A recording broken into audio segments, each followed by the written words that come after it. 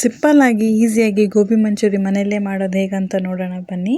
ನಾನಿಲ್ಲಿ ಒಂದು ಬಟ್ಲು ಮೈದಾ ಹಿಟ್ಟು ತೊಗೊಂಡಿದ್ದೀನಿ, ಒಂದು ಚಿಕ್ಕ ಬೌಲಲ್ಲಿ ತೊಗೊಂಡಿದ್ದೀನಿ. ಸೊ ಒಂದು ಬಟ್ಲು ಮೈದಾ ಹಿಟ್ಟು, ಅದೇ ಬೌಲಲ್ಲಿ ನಾನು ಕಾರ್ನ್ಫ್ಲೋರ್ ತೊಗೊಂಡಿದ್ದೀನಿ. ಕಾರ್ನ್ಫ್ಲೋರ್ ಒಂದು ಅರ್ಧ ಬಟ್ಲು ತೊಗೊಂಡಿದ್ದೀನಿ. ಮತ್ತು ಅದೇ ಅಳತೆಗೆ ನಾನು ಅಕ್ಕಿ ಹಿಟ್ಟು ಒಂದು ಅರ್ಧ ಬಟ್ಲು ತೊಗೊಂಡಿದ್ದೀನಿ. ಆಮೇಲೆ 1 ಸ್ಪೂನ್ ಹಚ್ಚ ಖಾರದ ಪುಡಿ, ನಿಮ್ಮ ಖಾರ ಜಾಸ್ತಿ ಬೇಕಂದರೆ ಇನ್ನೂ ಸ್ವಲ್ಪ ಹಾಕೋಬೋದು. ರುಚಿಗೆ ತಕ್ಕಷ್ಟು ಉಪ್ಪು, ಇದನ್ನೆಲ್ಲ ಮಿಕ್ಸ್ ಮಾಡಿಕೊಂಡು ಒಂದು ಬ್ಯಾಟರ್ ರೆಡಿ ಮಾಡ್ಕೋಬೇಕಾಗುತ್ತೆ. ಸೊ ನಾನು ಇಲ್ಲಿ ನೀರು ಎಷ್ಟು ಅಳತೆ ನೋಡಿಕೊಂಡು ನೀಟಾಗಿ ಒಂದು ಬ್ಯಾಟರ್ ರೆಡಿ ಮಾಡ್ಕೊತೀನಿ. ಬ್ಯಾಟರ್ ರೆಡಿ ಮಾಡ್ಕೊಂಡ್ಮೇಲೆ ನಾವಿಲ್ಲಿ ಮಾಡ್ತಾಯಿರೋದು ಕಾಲಿಫ್ಲವರ್ ಅಂದರೆ ಹೂಕೋಸಿನ ಗೋಬಿ ಮಂಚೂರಿ. ಸೊ ನೀವು ಹೂಕೋಸನ್ನ ಚೆನ್ನಾಗಿ ತೊಳೆದು ಬಿಸಿನೀರಲ್ಲಿ ಒಂದು ಸೈಡಲ್ಲಿ ಇಟ್ಕೋಬೇಕಾಗುತ್ತೆ. ನೋಡಿ, ಬ್ಯಾಟರ್ ರೆಡಿ ಆದಮೇಲೆ ಹೂಕೋಸುಗಳನ್ನೆಲ್ಲ ಈ ಬ್ಯಾಟರ್ ಒಳಗಡೆ ಹಾಕಿ ಮಿಕ್ಸ್ ಮಾಡ್ಕೊಳ್ಳಿ. ಚೆನ್ನಾಗಿ ಮಿಕ್ಸ್ ಮಾಡಿಕೊಂಡು ನೋಡಿ, ಈ ಥರ ಒಂದು 2-3 ಸತಿ ಕೆಳಗಡೆಯಿಂದ ಮೇಲೆ ಅದನ್ನು ತಿರುವಾಕಿ ಮರ್ಚಾಕ್ಬಿಟ್ಟು ಒಂದು ಕಡೆ ಇಟ್ಬಿಟ್ಟು ಈಗ ಬಾಣಲಿಗೆ ಎಣ್ಣೆ ಕಾಯ್ಲಿಕ್ಕೆ ಇಟ್ಕೊತಿದ್ದೀನಿ. ಎಣ್ಣೆ ಕಾದ್ಮೇಲೆ ಒಂದೊಂದೇ ನೋಡಿ ಈ ಥರ ಕರಿಬೇಕಾಗುತ್ತೆ. ಎಣ್ಣೆಲಿ ಕರೆದುಬಿಟ್ಟು ಇಲ್ಲಿ ನಾನು ಯಾವುದೇ ರೀತಿ ಫುಡ್ ಕಲರ್ನ ಯೂಸ್ ಮಾಡಿಲ್ಲ, ಹಾಗಾಗಿ ನಿಮಗೆ ಕಲರ್ ಕಡಿಮೆ ಕಾಣಿಸ್ತಿದೆ. ಹಾಗೂ ನಿಮಗೆ ಕಲರ್ ಬೇಕಂದರೆ ಕಾಶ್ಮೀರಿ ಚಿಲ್ಲಿ ಪೌಡರ್ ಯೂಸ್ ಮಾಡಿಕೊಂಡ್ರೆ ನಿಮಗೆ ಕಲರ್ ಚೆನ್ನಾಗಿ ಬರುತ್ತೆ. ಸೊ ನಾನಿಲ್ಲಿ home made chilli powder use ಮಾಡಿರೋದ್ರಿಂದ ಸ್ವಲ್ಪ ಕಲರ್ ಕಡಿಮೆ ಇದೆ, ಆದರೂ ಟೇಸ್ಟ್ ಏನು ವೇರಿಯೇಷನ್ಸ್ ಏನಿರಲ್ಲ.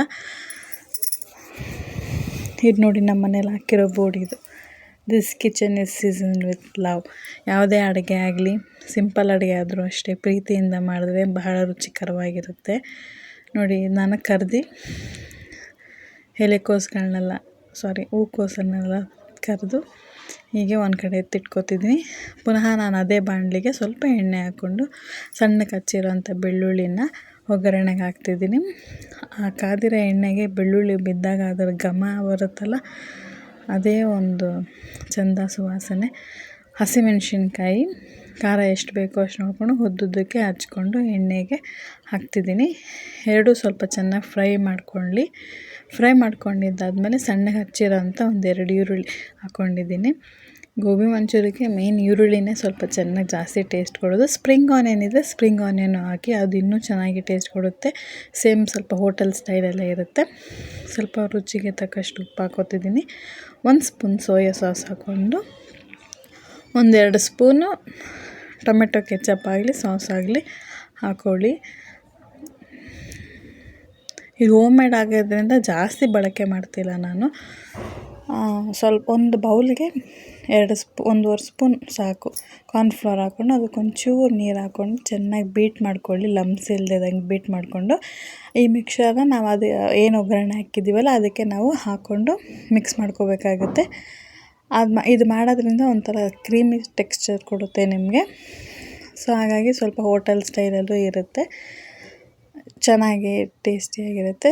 ಸೊ ಇವಾಗ ಇದಾಗಿ ಎಣ್ಣೆ ಎಲ್ಲ ಬಿಟ್ಕೊಂಡಿದೆ. ಇದಕ್ಕೆ ನಾನು ಇಟ್ಕೊಂಡಿದ್ವಲ್ಲ ನಾವು ಹೂಕೋಸುಗಳನ್ನ, ಅದನ್ನು ಮಿಕ್ಸ್ ಮಾಡ್ಕೊತಿದ್ದೀನಿ.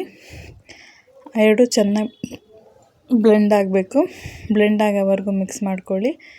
ಎರಡೂ ಚೆನ್ನಾಗಿ ಬ್ಲೆಂಡ್ ಆಗ್ತಿದೆ ಅಂತ ಗೊತ್ತಾಗುತ್ತೆ ನಿಮಗೇ. ನೋಡಿ, ಈಗ ಕಲರ್ಫುಲ್ಲಾಗಿ ಕಾಣುತ್ತಿದೆ ಅಂದ್ಕೊತಿದ್ದೀನಿ. ಆದಷ್ಟು ಫುಡ್ ಕಲರ್ಸ್ನ ಅವಾಯ್ಡ್ ಮಾಡಿ.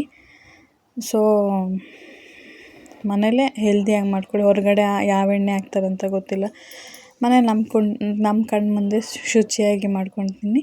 ಇವಾಗ ಇದಾಗಿದೆ. ಸ್ವಲ್ಪ ಕೊತ್ತಂಬರಿ ಸೊಪ್ಪು ಉದುರಿಸ್ಬಿಟ್ಟು ಈಗ ಒಂದು ಪ್ಲೇಟ್ಗೆ ಹಾಕ್ಕೊಂಡು ಸರ್ವಿಂಗಿಗೆ ಅದ್ರ ಮೇಲೆ ಸ್ವಲ್ಪ ಹಸಿ ಈರುಳ್ಳಿ, ಚೂರು ಕೊತ್ತಂಬರಿ ಸೊಪ್ಪು ಹಾಕ್ಕೊಂಡು ಸಾಸ್ ಜೊತೆ ತಿಂದು ನೋಡಿ. ನಿಮಗೆ ರೆಸಿಪಿ ಇಷ್ಟ ಆಗಿದರೆ ದಯವಿಟ್ಟು ನನ್ನ ಚಾನಲ್ನ ಸಬ್ಸ್ಕ್ರೈಬ್ ಮಾಡಿ, ಹೇಗಿದೆ ಅಂತ ಕಮೆಂಟ್ ಮಾಡಿ.